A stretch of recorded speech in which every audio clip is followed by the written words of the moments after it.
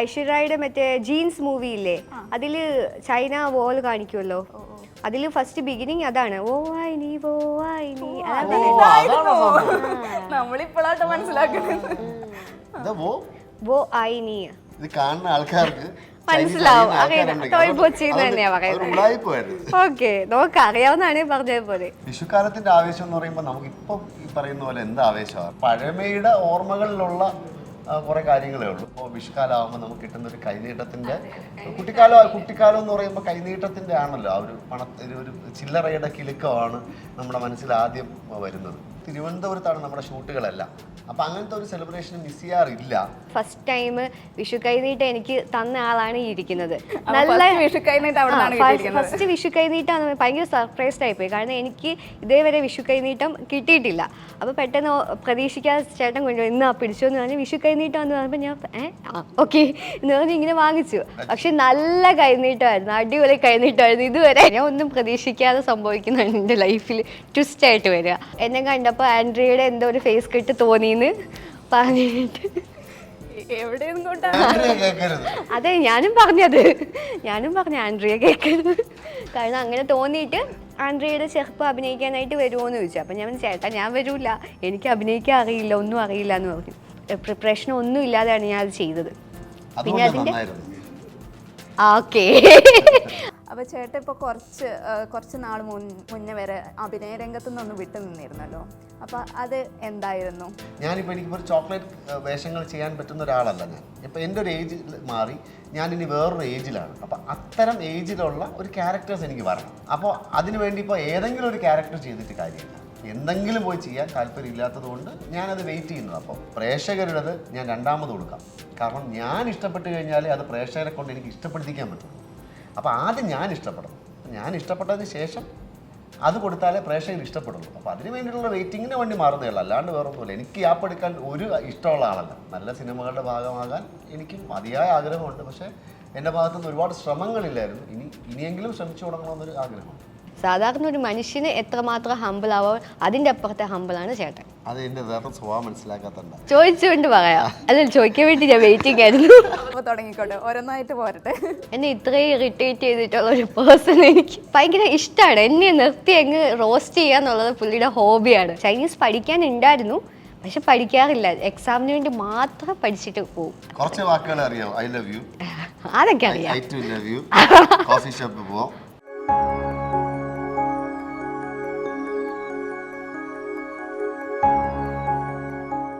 നമസ്കാരം. കണിക്കൊന്നകൾ വിഷുക്കാലത്തെ വരവേറ്റിരിക്കുകയാണ്. സമ്പൽ സമൃദ്ധിയുടെയും ഐശ്വര്യത്തിൻ്റെയും മറ്റൊരു വിഷുക്കാലം കൂടി. ഏവർക്കും ജനം ടി വിയുടെ സ്പെഷ്യൽ പ്രോഗ്രാമിലേക്ക് സ്വാഗതം. അപ്പോൾ ഇന്ന് നമ്മുടെ കൂടെ അതിഥികളായി എത്തിയിരിക്കുന്നത് മറ്റാരുമല്ല, ടെലിവിഷൻ സീരിയൽ സിനിമാ രംഗത്തെ പ്രമുഖരായ രണ്ട് വ്യക്തികളാണ്. നമ്മുടെ ചോക്ലേറ്റ് ബോയ് എന്നൊക്കെ അറിയപ്പെടുന്ന സാജൻ സൂര്യ, പിന്നെ നമ്മുടെ ഏവരുടെയും പ്രിയങ്കരിയായ ബിന്നി സെബാസ്റ്റ്യൻ. രണ്ടുപേർക്കും സ്വാഗതം. വളരെ സന്തോഷമുണ്ട് ഇപ്പോഴും ബോയ് എന്നൊക്കെ വിളിക്കുന്നതിൽ. അതങ്ങ് സുഖിച്ചു. തുടക്കം കൊള്ളാം. അതെ, ചേട്ടൻ്റെ ആ പ്രായം തന്നെയാണ് എല്ലാവരെയും അങ്ങോട്ട് പിടിച്ചു നിർത്തുന്നത് അല്ലേ? ഞാനും പിടിച്ചു നിർത്തിയിരിക്കുക. വിഷു ഒക്കെ അടുത്തിരിക്കുകയാണ്, ഒരു വിഷുക്കാലം കൂടി വന്നിരിക്കുകയാണ്. എങ്ങനെ എത്രത്തോളമായി ആവേശമൊക്കെ? വിഷുക്കാലത്തിന്റെ ആവേശം എന്ന് പറയുമ്പോൾ നമുക്കിപ്പോൾ ഈ പറയുന്ന പോലെ എന്ത് ആവേശമാണ്. നമ്മളിപ്പോൾ സിറ്റിക്കകത്ത് താമസിക്കുന്നു, നമ്മുടെ ഷൂട്ടിങ് അത് ഇതെന്നൊക്കെ പറയുന്ന നമുക്ക് ആ ഒരു വലിയ ഒരു എന്താ പറയണ ഒരു ഒന്നുമില്ല. അപ്പൊ നമുക്കൊരു പഴമയുടെ ഓർമ്മകളിലുള്ള കുറെ കാര്യങ്ങളേ ഉള്ളൂ. അപ്പൊ കുട്ടിക്കാലത്ത് എന്തെങ്കിലുമൊക്കെ ആയിട്ട് നമുക്ക് മനസ്സിൽ തങ്ങി നിൽക്കുന്ന ഓർമ്മകളൊക്കെ ഉണ്ടാവും. ഒത്തിരി ഉണ്ട്. കാരണം കുട്ടിക്കാലം നമ്മളിപ്പോൾ വിഷുവിനെ കുറിച്ച് ആലോചിക്കുമ്പോൾ എന്താ പറയണ, നമ്മുടെ വീട്ടിൽ നിന്ന് രണ്ടമ്മൂമ്മമാരുടെ മൂത്ത ഒരു വലിയ അമ്മൂമ്മയുണ്ട്, അമ്മയുടെ അമ്മ, അച്ഛൻ. അപ്പോൾ അവിടെ പോകുമ്പോൾ മീൻസ് എല്ലായിടത്തും നമ്മളിപ്പോൾ വിഷുക്കാലമാകുമ്പോൾ നമുക്ക് കിട്ടുന്ന ഒരു കൈനീട്ടത്തിന്റെ കുട്ടിക്കാലം എന്ന് പറയുമ്പോൾ കൈനീട്ടത്തിന്റെ ആണല്ലോ, ആ ഒരു ചില്ലറയുടെ കിലുക്കമാണ് നമ്മുടെ മനസ്സിൽ ആദ്യം വരുന്നത്. അപ്പോൾ നമ്മൾ അത് ഇപ്പം ആലോചിക്കുമ്പോൾ നമ്മൾ പാടത്തൂടെ ഇറങ്ങി അമ്മൂമ്മയുടെ വീട്ടിൽ ഓടി അമ്മൂമ്മയും അപ്പൂപ്പനെയും കണ്ട് വിഷു കൈനീട്ടം മേടിച്ച്, അവിടെ നിന്ന് അമ്മയുടെ അച്ഛൻ്റെ അമ്മയും അവിടെ പോയി വിഷു കൈനീട്ടം മേടിച്ച്, പിന്നെ അച്ഛൻ്റെ അമ്മയെ കാണാനും അച്ഛൻ്റെ ബ്രദേഴ്സിനെ കാണാനും ഒക്കെ അവിടെ പോകുന്ന കാലം. അപ്പോൾ ഇങ്ങനെയുള്ള കുറേ ഭയങ്കര ബ്യൂട്ടിഫുൾ ആയിട്ടുള്ള വിഷ്വൽസാണ്. അപ്പോൾ ബെന്നി ചേച്ചിക്കാണെങ്കിലും കുറച്ചൊക്കെ എന്തെങ്കിലുമൊക്കെ ഉണ്ടായിരിക്കുമല്ലോ വിഷുവിൻ്റെ ഓർമ്മകൾ എന്ന് പറയാൻ. അല്ല ഒരു ഓർമ്മയില്ല. അങ്ങനെയല്ല. വിഷുവിൻ്റെ ഓർമ്മ എന്ന് പറയുമ്പോൾ ഞാനൊരു ക്രിസ്ത്യൻ ആയതുകൊണ്ടും നമ്മളങ്ങനെ സെലിബ്രേറ്റ് ചെയ്തിട്ടില്ല.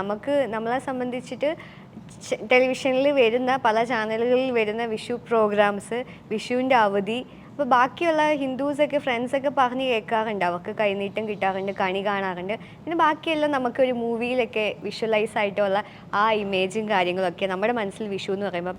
അപ്പോൾ ഫ്രണ്ട്സിൻ്റെ കൂടെയൊക്കെ പുറത്തേക്കൊക്കെ ആ സമയത്ത് എല്ലാവരുടെയും കൂടെ പോയിട്ട് അങ്ങനെ എന്തെങ്കിലുമൊക്കെ ഉണ്ടായിട്ടുണ്ടോ? അല്ല, വിഷുവിന് ഹിന്ദു ഫ്രണ്ട്സ് ഒക്കെ ഉണ്ടെങ്കിൽ അവരുടെ വീട്ടിലെ സെലിബ്രേഷൻസിൻ്റെ കഥകൾ കേൾക്കുക, അങ്ങനെയൊക്കെ ഉള്ളൂ. പിന്നെ മൂവീസൊക്കെ വാച്ച് ചെയ്യുക, അങ്ങനെ ജസ്റ്റ് ഒരു ദിവസം അങ്ങനെ അടിച്ചു പൊളിച്ച് കളയുക എന്നുള്ളതേ ഉണ്ടായിരുന്നുള്ളൂ. പക്ഷേ എനിക്ക് ശരിക്കും വിഷു സെലിബ്രേഷൻ തുടങ്ങിയത് ഞാൻ ഈ സീരിയലൊക്കെ ചെയ്ത് തുടങ്ങിയതിന് ശേഷമാണ്. കാരണം അതിന് ശേഷമാണ് ഫസ്റ്റ് ടൈം വിഷു കൈനീട്ടം എനിക്ക് തന്ന ആളാണ് ഈ ഇരിക്കുന്നത്.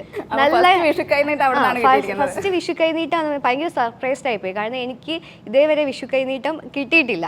അപ്പോൾ പെട്ടെന്ന് പ്രതീക്ഷിക്കാതെ ചേട്ടൻ കൊണ്ടുപോയി ഇന്ന് പിടിച്ചോന്ന് പറഞ്ഞ് വിഷു കൈനീട്ടം എന്ന് പറഞ്ഞപ്പോൾ ഞാൻ ഓക്കെ എന്ന് പറഞ്ഞ് ഇങ്ങനെ വാങ്ങിച്ചു. പക്ഷെ നല്ല കൈനീട്ടമായിരുന്നു, അടിപൊളി കൈനീട്ടമായിരുന്നു ഇതുവരെ. അതുകൊണ്ട് ഇനി അങ്ങോട്ടുള്ള എല്ലാ തവണയും ചേട്ടൻ്റെ അവിടെ പോയി അതുകൊണ്ട് ചേട്ടൻ്റെ അടുത്തുനിന്ന് തന്നെ വാങ്ങിക്കണമെന്ന് പറഞ്ഞ് വിഷുവിന് വാങ്ങിക്കണമെന്ന് കാര്യങ്ങളൊക്കെ എന്തായി? നല്ല തുടക്കം, നല്ല കൈനീട്ടമായിരുന്നു. അതുപോലെ തന്നെ അതിന് ശേഷമാണ് ഇതിൽ വന്നതിന് ശേഷം ഞാൻ കൂടുതൽ വിഷു നല്ല രീതിയിൽ സെലിബ്രേറ്റ് ചെയ്യാൻ തുടങ്ങിയത്. ഇപ്പം എനിക്ക് ഏറെക്കുറെ വിഷുവിനെ പറ്റി പഠിച്ചതും സെലിബ്രേറ്റ് ചെയ്തതുകൊണ്ട് കുറേ കാര്യങ്ങളൊക്കെ ഞാൻ കൂടുതൽ പഠിച്ചു വിഷുവിനെ പറ്റി. അപ്പോൾ സെലിബ്രേഷൻ പറയുമ്പോൾ നമ്മുടെ ലൊക്കേഷനത്തെ സെലിബ്രേഷനും പിന്നെ വീട്ടിലത്തെ സെലിബ്രേഷനും അതൊരു ആകെപ്പാടെ ഒരു സെലിബ്രേഷനാണ്. സെറ്റിൽ ഒരു സെലിബ്രേഷൻ ഉണ്ടാവും, സീരിയലിന്റെ ഷൂട്ടിംഗ് ആ ഒരു എപ്പിസോഡ് വരുമ്പോൾ ഒരു സെലിബ്രേഷൻ ഉണ്ടാവും. അതല്ലാണ്ട് നമുക്ക് പ്രോഗ്രാം വൈസ് സെലിബ്രേഷൻ ഉണ്ടാവും. പിന്നെ നമ്മൾ ഫോട്ടോഷൂട്ട് ചെയ്ത് വീണ്ടും ഒന്ന് സെലിബ്രേറ്റ് ചെയ്യും. അങ്ങനെ കുറെ സെലിബ്രേറ്റ് ചെയ്യും. നമ്മൾ രണ്ടുപേരും കൃഷ്ണനും രാധയായി, താടി വെച്ച കൃഷ്ണനും രാധയും. അതിന്റെ കുറെ പോർഷൻസ് വിഷു ചെയ്തു. പിന്നെ നമ്മൾ പടക്കം പൊട്ടിച്ചു. ആ ആഘോഷം വിഷുവിന്റെ പോർഷൻസ് നമ്മൾ ഷൂട്ട് ചെയ്ത് കഴിഞ്ഞു. പ്രേക്ഷകരെ എങ്ങനെയൊക്കെ സന്തോഷിപ്പിക്കാം, ശരിക്കും നമ്മുടെ ഒരു ഇഷ്ടവും അത് തന്നെയാണ്.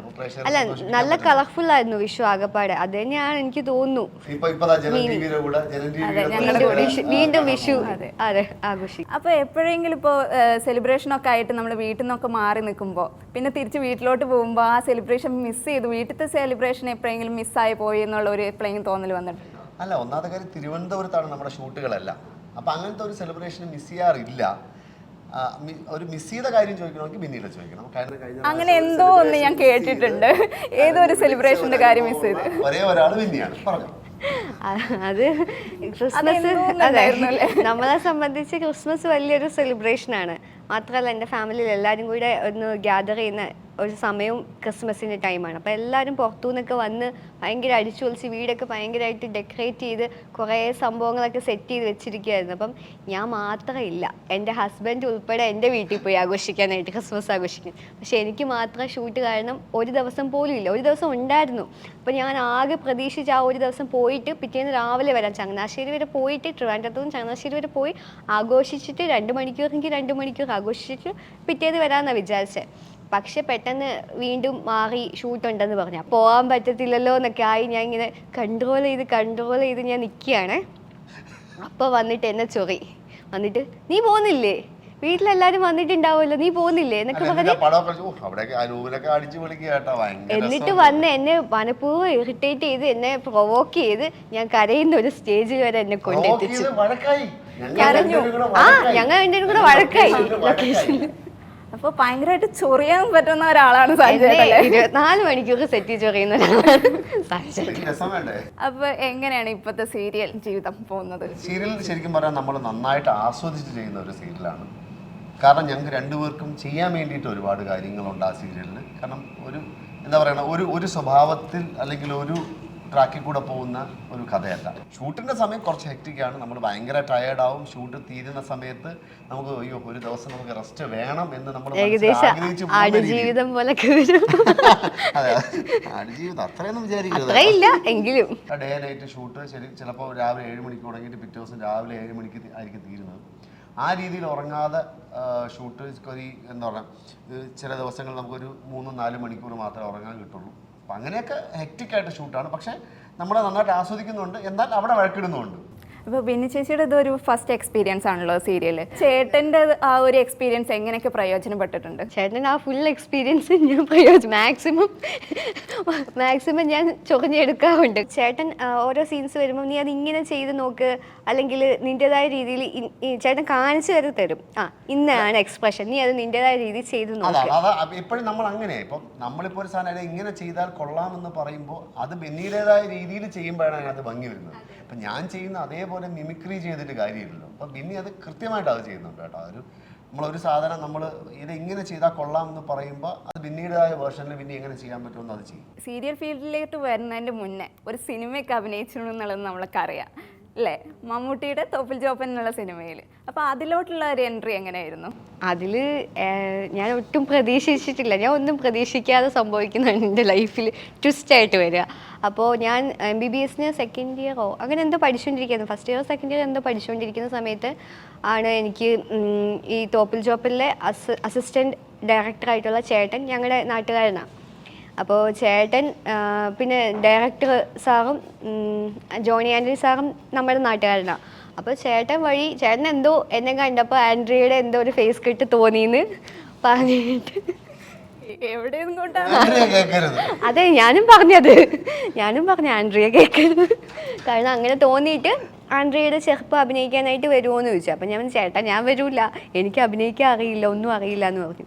ഇല്ല കുഴപ്പമില്ല, ഇച്ചിരിയേ ഉള്ളൂ, ഒന്നും പേടിക്കേണ്ട എന്നൊക്കെ പറഞ്ഞ് ചേട്ടൻ ഒരു കോൺഫിഡൻറ്റ് തന്നതിൻ്റെ പേരിൽ ഞാൻ വെക്കേഷൻ ടൈമും കൂടെ ആയിരുന്നു. അപ്പോൾ ശരി നാട്ടിൽ വരാമല്ലോ വിചാരിച്ചിട്ട് തുള്ളിച്ചാടി പുറപ്പെട്ട് വന്നതാണ്. അപ്പോൾ വന്നു, സാർ എന്തൊക്കെയോ ഇങ്ങനെ ചെയ്യും അങ്ങനെ ചെയ്യുന്നൊക്കെ സാറ് ഡയറക്ഷൻ പറഞ്ഞു തന്നു. ഇങ്ങനെ ചെയ്യണം, അഭിനയം അങ്ങനെ കാണിക്കണം, ഇങ്ങനെ ലുക്ക് കൊടുക്കണം, ആ ഒരു ഫീൽ കൊടുക്കണം എന്നൊക്കെ പറഞ്ഞു. പ്രിപ്പറേഷൻ ഒന്നും ഇല്ലാതെയാണ് ഞാൻ അത് ചെയ്തത്. പിന്നെ അതിൻ്റെ ഓക്കെ അപ്പോൾ അതുകൊണ്ട് അതിൻ്റെ ഇൻപുട്ട് മീൻസ് ഔട്ട്പുട്ട് വന്നതിന് ശേഷമാണ് തിയേറ്ററിൽ റിലീസായി ഒരുപാട് പേര് വിളിച്ചിട്ട് കൊള്ളായിരുന്നു, കുറച്ച് ഉണ്ടായിരുന്നുണ്ടെങ്കിലും നല്ലതായിരുന്നു, നല്ല സ്വീറ്റ് ആയിട്ടുണ്ടെന്നൊക്കെ പറഞ്ഞു. അപ്പോഴാണ് ഓക്കെ അത് കൊള്ളാലോ പരിപാടി എന്ന് എനിക്ക് തോന്നിയത്. അപ്പോൾ മെഡിസിൻ പഠിച്ചത് ഇപ്പോൾ ചൈനയിലാണ്. ചൈനയിലേക്കുള്ള ഒരു പ്രയാണം എന്താണ്? അപ്പോൾ എനിക്ക് കുഞ്ഞിലേ മുതലേ ഡോക്ടർ ആവണം എന്നായിരുന്നു ആഗ്രഹം. അപ്പോൾ +1 +2 ഒക്കെ കഴിഞ്ഞപ്പം എൻട്രൻസ് എഴുതാൻ വേണ്ടി അപ്ലൈ ചെയ്തപ്പോൾ അത് എന്തോ മിസ്റ്റേക്ക് വന്നു. അപ്പോൾ നഴ്സിങ്ങിന് പോയാൽ മതി എന്ന് തീരുമാനിച്ചു. അപ്പോൾ അങ്ങനെ അതിന് അപ്ലൈ ചെയ്തിരിക്കുകയാണ് മമ്മി ഇങ്ങനെ ഒരു തോട്ട് കൊണ്ടുവരുന്നത്, മീൻസ് ഇങ്ങനെ ഒരു പ്രപ്പോസൽ കൊണ്ടുവരുന്നത്, ചൈനയിൽ പോയി പഠിക്കാം. അപ്പോൾ ശരി ഓക്കെ, വീട്ടുകാരും എല്ലാവരും ഓക്കെ പറഞ്ഞു. എനിക്കും ഓൾറെഡി ഇൻട്രസ്റ്റഡ് ആയിരുന്നു മെഡിസിൻ എടുക്കാനായിട്ട്. അപ്പം അങ്ങനെ പോയി പഠിച്ചു, ഡോക്ടറായി. ചൈനീസ് ഒക്കെ ഇപ്പോൾ നന്നായിട്ട് അറിയാം? ഇല്ല അന്നറിയായിരുന്നു. ജസ്റ്റ് ഞങ്ങൾ പുറത്ത് പോകുമ്പം ഞങ്ങൾക്ക് സാധനങ്ങൾ പച്ചക്കറി വാങ്ങി ജീവിക്കണമല്ലോ, ഫുഡ് കഴിച്ച് ജീവിക്കണമല്ലോ. അപ്പോൾ അതുകൊണ്ട് എന്തൊക്കെ സാധനങ്ങൾ വാങ്ങിക്കണം, അപ്പോൾ അതിന് വേണ്ടി അത് വേണം ഇത് വേണം ഇത് വേണം അങ്ങനെ മാത്രം അറിയാം. എല്ലാ സാധനത്തിൻ്റെ പേരറിയില്ല. ഇല്ല ഞങ്ങൾക്ക് പഠിക്കുന്ന ചൈനീസ് ഫ്രണ്ട്സ് 1-2 പേരുണ്ടായിരുന്നു. കാരണം ഞങ്ങളുടെ എന്ന് വെച്ചാൽ യൂണിവേഴ്സിറ്റിയിൽ പഠിപ്പിക്കുന്ന ലാംഗ്വേജ് എല്ലാം ഇംഗ്ലീഷാണ്. ചൈനീസ് പഠിക്കാനുണ്ടായിരുന്നു, പക്ഷെ പഠിക്കാറില്ല, എക്സാമിന് വേണ്ടി മാത്രം പഠിച്ചിട്ട് പോകും. കുറച്ച് വാക്കുകൾ അറിയാം. ഐ ലവ് യു അതൊക്കെ അറിയാം. I too love you, coffee ഷോപ്പിൽ പോവാം, ഫുഡ് കഴിക്കാം, അതൊന്നും അറിയില്ല. ഹലോ ഓക്കെ, അപ്പം നമ്മൾ ചെറിയ ടാസ്ക് വെച്ചിട്ടുണ്ട്, അതിലേക്ക് വരാം. മനസ്സിൽ തങ്ങി നിൽക്കുന്ന ഒരു കഥാപാത്രം പറയുകയാണെങ്കിൽ ചേട്ടൻ ഏത് പറയും? ഒരുപാട് ക്യാരക്ടേഴ്സ് ഉണ്ട്. ഇപ്പോൾ ഞാനിപ്പോൾ എന്നെ ഇപ്പം മലയാളികൾക്ക് കൂടുതൽ ഇഷ്ടമുണ്ടാക്കിയത് കുങ്കുമപ്പൂ എന്ന് പറയുന്ന സീരിയലിലെ മഹേഷ് എന്ന് പറയുന്ന ക്യാരക്ടറാണ്. ഓഫ് കോഴ്സ് നമുക്ക് അത് തന്നെയായിരിക്കും നമ്മുടെ ഒരു ഫേവറേറ്റ് എന്ന് പറയുന്നത്. ആ ഒരു കഥാപാത്രം ഭയങ്കരമായിട്ട് ഇഷ്ടപ്പെട്ട ഒരു കഥാപാത്രമാണ്. അത് പിന്നെ പറയാനാണെങ്കിൽ ഒത്തിരി കഥാപാത്രങ്ങളുണ്ട് അങ്ങനെ മനസ്സിൽ. പിന്നെ ഇപ്പോൾ എനിക്ക് പറയാൻ ആഗ്രഹിക്കുന്നത് നമ്മൾ ഇനിയിപ്പോൾ എന്താ പറയുക, ഇനി നമുക്ക് നല്ല കഥാപാത്രങ്ങൾ വരണം, നമ്മൾ അതിനെയാണ് സ്നേഹിക്കേണ്ടത്. സിനിമയിലും സീരിയലിലും ഒക്കെ അഭിനയിച്ചു കഴിഞ്ഞു. അപ്പോൾ ഇതിൽ ഏതാണ് കൂടുതൽ കംഫർട്ടബിൾ ആയി തോന്നിയത്, സിനിമയാണോ സീരിയലാണോ? കംഫർട്ടബിൾ ഏതാണെന്ന് പറയാൻ എനിക്കറിയില്ല. കാരണം ഞാൻ അങ്ങനെ അധികം സിനിമകളൊന്നും ചെയ്തിട്ടില്ല. വളരെ കുറച്ച് സിനിമകൾ ബംഗ്ലാവ് ലൗദ എന്ന് പറഞ്ഞ സിനിമയിൽ മാത്രമേ ത്രൂ ആയിട്ട് ചെയ്തത്. ബാക്കിയൊക്കെ അവിടെ ഇവിടെയൊക്കെ ആയിട്ട് ഒരു 5-6 ദിവസത്തെ ഷൂട്ടിൽ ചെയ്തിട്ടുള്ളൂ. അപ്പോൾ അതുകൊണ്ട് കംഫർട്ടബിളാണ്, നല്ലതാണെന്ന് വെച്ചാൽ എപ്പോഴും ഈ പറയുന്ന പോലെ സിനിമ എന്ന് പറയുമ്പോൾ നമുക്കൊരു നമ്മുടെ എന്ത് ചെയ്യുന്നതിന് ഒരു 100% കിട്ടും. നമുക്ക് സീരിയലിനുള്ള സമയമില്ല. നമ്മൾ സീരിയലിന് എപ്പോഴും നമ്മുടെ ഭാഗത്തു നിന്നുള്ള വർക്കാണെങ്കിലും ക്യാമറ ഡയറക്ഷൻ അവരുടെ ഭാഗത്തു നിന്നുള്ള വർക്കാണെങ്കിലും ഒരു 50% പെർഫെക്ഷൻ നോക്കാറുള്ളൂ. കാരണം ആ സമയത്തിനകത്ത് നമുക്ക് തീരണം. കാരണം നമ്മുടെ അത്ര കുഞ്ഞു ബഡ്ജറ്റാണ്. അപ്പം നമ്മൾ 100% സാറ്റിസ്ഫാക്ഷൻ ചെയ്യണമെങ്കിൽ എപ്പോഴെങ്കിലും നല്ല സിനിമകൾ ചെയ്യണം. അങ്ങനെ സിനിമകൾ ചെയ്യണമെന്ന് ആഗ്രഹമുണ്ട്. സീരിയലിലും നല്ല സീരിയലുകളും നിലനിൽക്കണമെന്നും ആഗ്രഹം. അപ്പോൾ ഇനി വരുന്ന സമയത്ത് നമുക്ക് സാജൻ ചേട്ടനെ കൂടുതൽ സിനിമയിൽ പ്രതീക്ഷിക്കാം. തീർച്ചയായിട്ടും വരട്ടെ. ഞാനും അത് തന്നെയാണ് ആഗ്രഹിച്ചിരിക്കുന്നത്. നല്ല സിനിമകളുടെ ഭാഗമാകാൻ എനിക്കും അതിയായ ആഗ്രഹമുണ്ട്. പക്ഷേ എൻ്റെ ഭാഗത്തുനിന്ന് ഒരുപാട് ശ്രമങ്ങളില്ലായിരുന്നു. ഇനിയെങ്കിലും ശ്രമിച്ചു തുടങ്ങണമെന്നൊരു ആഗ്രഹം. ബിന്നി ചേച്ചിയുടെ അഭിപ്രായം? എന്നെ സംബന്ധിച്ചിട്ട് ഞാൻ ഒരു മൂവിയെ ചെയ്തിട്ടുള്ളൂ, ഫസ്റ്റ് സീരിയലുമാണ്. ഇപ്പോൾ കംഫർട്ടബിൾ ലെവൽ ചോദിക്കുവാണെന്നുണ്ടെങ്കിൽ ഭയങ്കര കംഫർട്ടബിൾ ആയിരുന്നു അവിടെ. കാരണം അത് എടുത്തു പോകുന്ന രീതി ചേട്ടൻ പറഞ്ഞ പോലെ അങ്ങനെയാണ്. നമുക്ക് ടൈം തന്ന് ഒരു ഷോട്ടൊക്കെ അത്ര പെർഫെക്ഷനായിട്ട് എടുക്കാൻ വേണ്ടി ഒത്തിരി ടേക്കൊക്കെ പോയി അങ്ങനെയാണ് എടുക്കുന്നത്. പക്ഷേ സീരിയലിൽ അങ്ങനെയല്ല. പക്ഷേ സീരിയലിൽ എനിക്ക് ഒരുപാട് പെർഫോമൻസും കാര്യങ്ങളും ഹീറോയിൻ ആയതുകൊണ്ട് തന്നെ ഒത്തിരി ത്രൂ ഔട്ട് അഭിനയിക്കാൻ പറ്റിയതുകൊണ്ട് ഞാൻ എന്നിലൊരു ആക്ടർ ഉണ്ടെന്നുള്ളത് സീരിയൽ വന്നതിന് ശേഷമാണ് മീൻസ് എനിക്ക് തന്നെ മനസ്സിലായത്. അപ്പോൾ നമ്മളിങ്ങനെ കേട്ടിട്ടുണ്ട്, നമ്മൾ കുറേ കാലം ഇങ്ങനെ ഒരു ഇതിൽ അഭിനയിച്ച് കഴിഞ്ഞ് കഴിഞ്ഞാൽ നമ്മുടെ ഫേസ് വാല്യൂ നഷ്ടപ്പെടുന്നു, അങ്ങനെ എന്തെങ്കിലും കേൾക്കാൻ തുടങ്ങി? തീർച്ചയായിട്ടും ഉണ്ട്, അങ്ങനെയുണ്ട്. അത് നമ്മളിപ്പോൾ സീരിയലിൽ കുറേ നാളുകൾ അഭിനയിക്കുമ്പോൾ നമ്മുടെ ഒരു ഫേസ് വാല്യൂ നഷ്ടപ്പെടും. അപ്പോൾ സിനിമാക്കാർക്ക് നമുക്ക് ഈ പറഞ്ഞ പോലെ നമ്മൾ ഭയങ്കരമായിട്ട് എല്ലാവരും കണ്ടു അടുത്തതല്ല, ഇയാളുടെ നിന്ന് വേറെ ഒന്നും കിട്ടാനില്ലല്ലോ എന്നൊരു സാധനം വരും.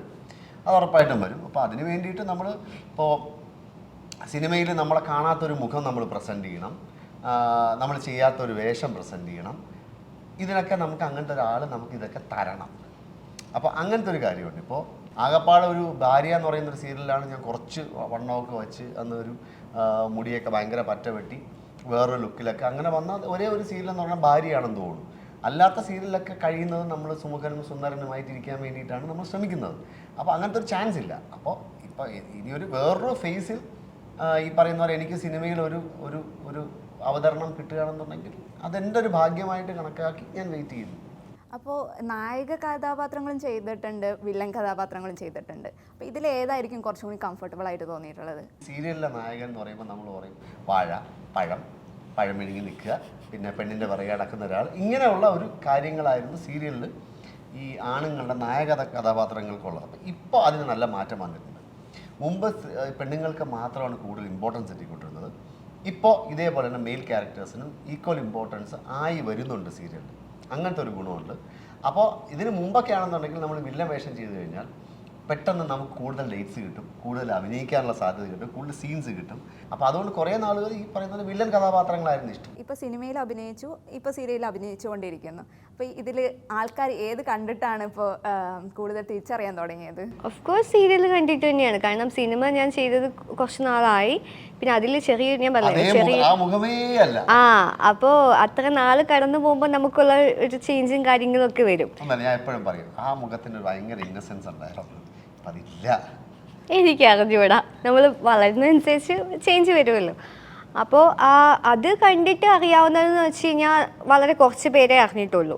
പക്ഷേ ഈ സീരിയലിൽ ഈ കഥാപാത്രം ചെയ്തതുകൊണ്ട് കിട്ടിയ ഒരു അക്സെപ്റ്റൻസ് എന്ന് പറഞ്ഞു കഴിഞ്ഞാൽ പുറത്തിറങ്ങുമ്പം നമ്മളിപ്പോൾ കാണുന്നതിൽ മീൻസ് എവിടെ പോയാലും ഒരു പബ്ലിക് പ്ലേസിൽ എവിടെ പോയാലും ഓടി വന്ന് കുറേ അമ്മമാരും ചേച്ചിമാരും അനിയത്തിമാരും എല്ലാം വന്ന് ഗീതു എന്ന് വിളിച്ചുകൊണ്ട് വരാറുണ്ട്. അപ്പോൾ ഗീതു എന്നുള്ള പേരാണ് ഇപ്പോൾ എല്ലാവരുടെയും മനസ്സിൽ തെളിഞ്ഞിരിക്കുന്നത്. ആരും ചോദിക്കാറുമില്ല, ശരിക്കുള്ള പേര് വളരെ കുറച്ച് പേര് ചോദിക്കൂ. ബാക്കിയുള്ളവർ ഗീതു വിളിച്ചിട്ട് തന്നെയാണ് ത്രൂ ഔട്ട് സംസാരിക്കുന്നത്. ബിന്നിക്ക് പുറമെ ജോസഫൈൻ എന്ന് പറഞ്ഞിട്ടുള്ള ഒരു പേരുണ്ടെന്നുള്ളത് ഞാൻ അറിഞ്ഞു. അതിന്റെ കഥ എന്താണ്? അതെന്റെ ചർച്ചിലെ നെയിമാണ്. എനിക്ക് ബിന്നി എന്ന് വിളിക്കുന്നതിലും കൂടുതൽ ഇഷ്ടം ആ പേരാണ്. അപ്പോൾ അതുകൊണ്ട് ഞാൻ അത് ഇൻസ്റ്റയിൽ ഐഡിയ ആക്കി ഇട്ടുവെന്നേ ഉള്ളൂ. പക്ഷെ എല്ലാവർക്കും അറിയാവുന്നത് ബിന്നി എന്ന് തന്നെയാണ്. ഇപ്പൊ രണ്ടു പേർക്കും പരസ്പരം അങ്ങോട്ടും ഇങ്ങോട്ടും നന്നായിട്ട് അറിയാം. ചേട്ടന്റെ 2 പോസിറ്റീവും ബിന്നി ചേച്ചിയുടെ 2 പോസിറ്റീവും ഇപ്പൊ പറയാം. സാധാരണ ഒരു മനുഷ്യന് എത്രമാത്രം ഹമ്പിൾ ആവോ അതിന്റെ അപ്പുറത്തെ ഹമ്പിളാണ് ചേട്ടൻ. അതെന്താ എനിക്ക് മനസ്സിലായതാ ഞാൻ പറഞ്ഞ കേട്ടോ. കാരണം സെറ്റിലൊക്കെ ആയാലും ഇത്ര സീനിയർ ആർട്ടിസ്റ്റാണ് നമുക്ക് എല്ലാവർക്കും ഉള്ളിൽ അറിയാം. എങ്കിൽ പോലും ചേട്ടൻ അത് ഒരു സ്ഥലത്തും ഒരു പെർസെൻറ്റേജ് പോലും കാണിച്ചിട്ടില്ല. അത്രയും എന്താ പറയുന്നത്, ഇപ്പം തന്നെ ഫോർ എക്സാമ്പിൾ ഒരു ഇൻസിഡൻറ്റ് ഞാൻ പറയാം.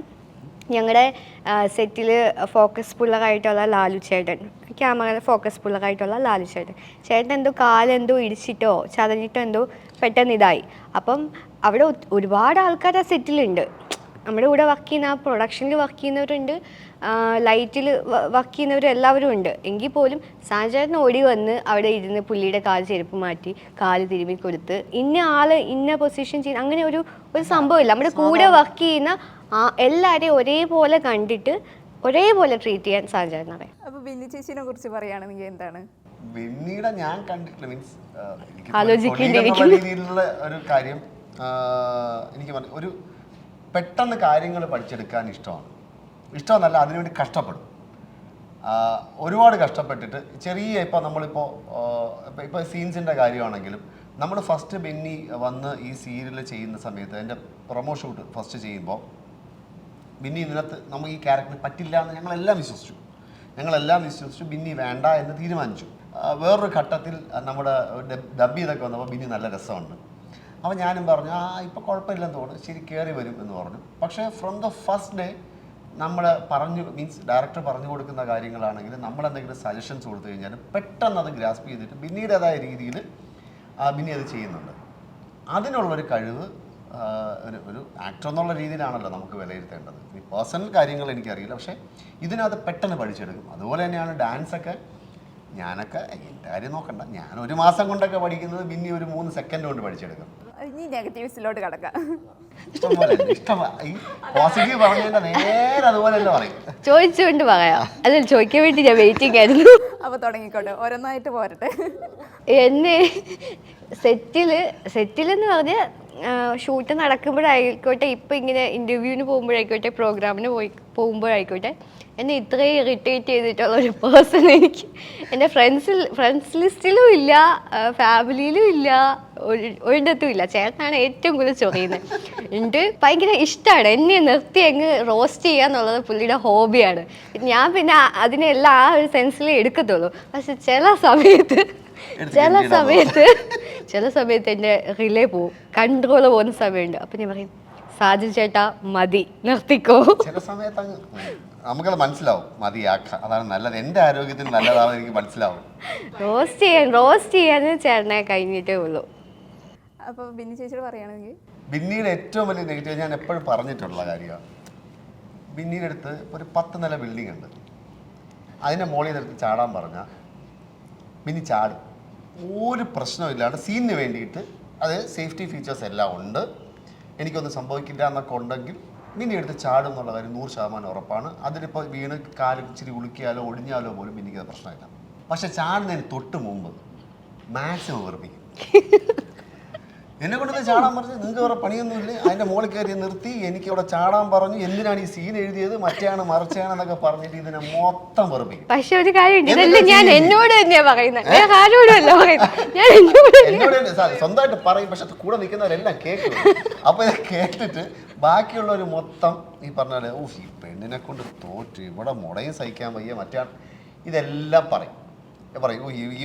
ഇവിടെ ഈ പറയുന്നവരെ വർത്താനം സഹിക്കാൻ വയ്യ, അതാണ് ഇതാണെന്നൊക്കെ പറഞ്ഞിട്ട് ബിന്നി അത് ചെയ്യുകയും ചെയ്യും. ഇപ്പോൾ ചേട്ടന് വളർന്നു വരുന്ന 2 പെൺകുട്ടികളുണ്ട്. ഇവരും എങ്ങനെയാണ്, അച്ഛൻ്റെ ആ ഒരു ഫീൽഡിലോട്ട് വരാനോ അതോ പഠനമായിട്ട് അങ്ങനെ? തൽക്കാലം 2 പേർക്കും അതിനുള്ള ആഗ്രഹങ്ങളില്ല. മൂത്തയാൾ സൈക്കോളജിയാണ് പഠിക്കുന്നത്. അവർക്ക് ഡാൻസിനോട് നല്ല താല്പര്യമുണ്ട്, ഭയങ്കരമായ താല്പര്യമുണ്ട്, നന്നായിട്ട് അവൾ ഡാൻസ് കളിക്കുന്നുണ്ട്. പക്ഷേ പഠിത്തത്തിൻ്റെ ഇതുകൊണ്ട് എനിക്ക് വേണ്ടി 10-15 വർഷമായിട്ട് അവൾ ഡാൻസ് പഠിക്കുന്നുണ്ട്. 15 വർഷത്തിന് മുകളിലാവുമെങ്കിലേ ഉള്ളൂ. ഇളയാളും ഇതേപോലെ തന്നെയാണ്, ഡാൻസ് പഠിക്കുന്നുണ്ട്, കീബോർഡ് പഠിക്കുന്നുണ്ട്, പാട്ട് പഠിക്കുന്നുണ്ട്, ഒക്കെ ചെയ്യുന്നുണ്ട്. പക്ഷെ അഭിനയത്തോട് ഒരു താല്പര്യം ഇതുവരെ 2 പേരും കാണിച്ചിട്ടില്ല. നാളെ അവർക്ക് താല്പര്യം എന്താണെന്ന് വെച്ചാൽ അവർ ചെയ്യട്ടെ. അപ്പോൾ ചേട്ടൻ ഇപ്പോൾ കുറച്ച് നാൾ മുന്നേ വരെ അഭിനയ രംഗത്തു നിന്നൊന്ന് വിട്ടു നിന്നിരുന്നല്ലോ, അപ്പോൾ അത് എന്തായിരുന്നു? അല്ല, അങ്ങനെയല്ല, ഞാൻ ഒരു സീരിയൽ കഴിഞ്ഞാൽ മറ്റൊരു സീരിയൽ വരാനുള്ള ഒരു ബ്രേക്കാണത്. ആ ബ്രേക്ക് ചിലപ്പോൾ 1 വർഷം 2 വർഷം നീണ്ടുപോയെന്ന് വരാം, അത്രേ ഉള്ളൂ. പിന്നെ ഇതിനിടയിൽ പറയുന്ന പോലെ നല്ല കഥകൾ വന്നില്ല. എനിക്ക് പറ്റുന്ന എന്താ പറയുക, എനിക്ക് മീൻസ് അഭിനയ സാധ്യതയെന്നോ ഞാനൊരു വലിയ ആക്ടറൊന്നുമല്ല പറയുന്നത്. എനിക്കിപ്പോൾ ഒരു ചോക്ലേറ്റ് വേഷങ്ങൾ ചെയ്യാൻ പറ്റുന്ന ഒരാളല്ല ഞാൻ. ഇപ്പോൾ എൻ്റെ ഒരു ഏജ് മാറി, ഞാനിനി വേറൊരു ഏജിലാണ്. അപ്പോൾ അത്തരം ഏജിലുള്ള ഒരു ക്യാരക്ടേഴ്സ് എനിക്ക് വരണം. അപ്പോൾ അതിന് വേണ്ടി ഇപ്പോൾ ഏതെങ്കിലും ഒരു ക്യാരക്ടർ ചെയ്തിട്ട് കാര്യമില്ല, എന്തെങ്കിലും പോയി ചെയ്യാൻ താല്പര്യമില്ലാത്തത് കൊണ്ട് ഞാനത് വെയിറ്റ് ചെയ്യുന്നത്. അപ്പോൾ പ്രേക്ഷകരുടേത് ഞാൻ 2ാമത് കൊടുക്കാം. കാരണം ഞാൻ ഇഷ്ടപ്പെട്ട് കഴിഞ്ഞാലേ അത് പ്രേക്ഷകരെ കൊണ്ട് എനിക്ക് ഇഷ്ടപ്പെടുത്തിക്കാൻ പറ്റുള്ളൂ. അപ്പോൾ ആദ്യം ഞാൻ ഇഷ്ടപ്പെടണം. ഞാൻ ഇഷ്ടപ്പെട്ടതിന് ശേഷം അത് കൊടുത്താലേ പ്രേക്ഷകർ ഇഷ്ടപ്പെടുള്ളൂ. അപ്പോൾ അതിന് വേണ്ടിയിട്ടുള്ള വെയിറ്റിങ്ങിന് വേണ്ടി മാറുന്നതല്ല, അല്ലാണ്ട് വേറെ ഒന്നുമില്ല. എനിക്ക് യാപ്പെടുക്കാൻ ഒരു ഇഷ്ടമുള്ള ആളല്ല. എനിക്ക് എപ്പോഴും അല്ല 24 മണിക്കൂറും ഈ പറയുന്ന ഒരു കഥാപാത്രമായിട്ട് ജീവിക്കണമെന്ന് ആഗ്രഹിക്കുന്ന ഒരാളാണ്. നല്ലതിന് വേണ്ടിയിട്ടുള്ളൊരു വെയിറ്റിംഗ് അത്രേ ഉള്ളൂ. അപ്പോൾ ഇനി ഒരു ടാസ്കിലോട്ട് പോയാലോ? ചൈനീസ് ചെറിയ വേർഡ്സ്. സോറി, തോയ് പൂച്ചി, ഇത് കാണുന്ന ആൾക്കാർക്ക് മനസ്സിലാവും, അറിയാം. തോൽ പൊച്ചി എന്ന് തന്നെയാ പറയുന്നത്. ഉടായിപ്പോയിരുന്നു. ഓക്കെ, നമുക്ക് അറിയാവുന്നതാണ് പറഞ്ഞതുപോലെ. Okay, thank you. ശശിയെ ശശി, ഇതൊക്കെ എപ്പോഴെങ്കിലും ആവശ്യം വരും, പഠിച്ചു വെച്ചോ ചേട്ടാ. അല്ല കുഴപ്പമില്ല, ഇപ്പൊ മറ്റേ മൊബൈലിൽ മറ്റേ ഓക്കെ, പിന്നെ ബ്രദർ ജി കൂട്ടി എന്തോ ആയിരുന്നു ബ്രദറിന് പറയുന്നത്, ഗുവന്നോ ഗുവന്നോ അങ്ങനെ എന്തോ ആയിരുന്നു, ഗുവന്നാന്ന് തോന്നുന്നു. I love you. വോ ഐ നീ. അത് ഇഷ്ടം പോലെ അറിയാം. പാട്ടിൽ വരെ ഉണ്ട്, ഇന്ത്യൻ മ്യൂസിക്കിൽ വരെ ഉണ്ട്. മറ്റേ ഏത് പാട്ടില് പറ. നമ്മുടെ ഐശ്വര്യയുടെ മറ്റേ ജീൻസ് മൂവിയില്ലേ, അതില് ചൈന വോൾ കാണിക്കുമല്ലോ, അതില് ഫസ്റ്റ് ബിഗിനിങ് അതാണ്, ഓ ഐ നീ വോ ഐ നീ. നമ്മളിപ്പോഴാട്ടോ മനസ്സിലാക്കുന്നത്. വോ ഐ നീ. അപ്പൊ ഇനി നമുക്ക് ചേട്ടനിലേക്ക് വരാം. ടാസ്ക് എനിക്ക് വേറെ ഭാഷ ഇത് സ്ഥിരം നമ്മൾ ഈ യൂട്യൂബ് ചാനലിൽ എല്ലാത്തിലും നമ്മൾ കണ്ടു കിടക്കുന്ന ഒരു സാധനമാണ്. സാ വെച്ചിട്ട് എന്ത് പറഞ്ഞാലും സാ വെച്ചിട്ടേ തുടങ്ങാവൂ. തുടങ്ങാം. എന്താ പേര്? സാജൻ സൂര്യ. എവിടുന്നാ വരുന്നത്? സ്റ്റാച്യു. വീട്ടിൽ ആരൊക്കെ ഉണ്ട്? സകുടുംബം. ഇഷ്ടപ്പെട്ട ഭക്ഷണം? സാമ്പാർ. സാമ്പാറിന്റെ കൂടെ എന്ത് കൂട്ടിയിട്ട് കഴിക്കാനാ ഇഷ്ടം? ആലോചിക്കാൻ ടൈമില്ല. അയ്യോ, സസ്യാഹാരങ്ങൾ. സാമ്പാറിന്റെ കൂടെ സസ്യാഹാരങ്ങൾ മാത്രമേ. ഇഷ്ടപ്പെട്ട ആക്ടർ? സാജൻ സൂര്യ. സാജൻ സൂര്യ. എനിക്ക് എന്നെ തന്നെയാണ് ഇഷ്ടം. എനിക്ക് എന്നെ തന്നെ ഇഷ്ടം. അപ്പോൾ നമ്മുടെ കൂടെ ഇത്ര നേരം നമുക്ക് വേണ്ടിയിട്ട് സമയം ചെലവഴിച്ച സാജൻ ചേട്ടനും ബിന്നി ചേച്ചിക്കും നമ്മൾ ആദ്യം തന്നെ നന്ദി പറയുകയാണ്. അപ്പോൾ എല്ലാവർക്കും വേണ്ടിയിട്ട് ഒരു വിശ്വാസംസകളോട് കൂടിയിട്ട് നമുക്കിത് നിർത്താം. തീർച്ചയായിട്ടും ജനം ടി വിയുടെ എല്ലാ പ്രിയപ്പെട്ട പ്രേക്ഷകരും നല്ലത് മാത്രം സ്വീകരിക്കുന്ന പ്രേക്ഷകരാണെന്ന് എനിക്കറിയാം. ഞാൻ എൻ്റെ കാര്യം മാത്രം പറയും, അതവിടെ പറഞ്ഞോളൂ. അപ്പോൾ എൻ്റെ ഹൃദയം നിറഞ്ഞ വിശ്വാസംസകൾ എല്ലാ പ്രേക്ഷകർക്കും. അതുപോലെ ജനം ടി വിയിലെ എല്ലാ പ്രേക്ഷകർക്കും നല്ലൊരു വിഷുകാലം ആശംസിക്കുന്നു. ശ്രുതിക്കും എല്ലാ ടീമിനും എല്ലാവർക്കും ഒരിക്കൽ കൂടി ഹാപ്പി വിഷു.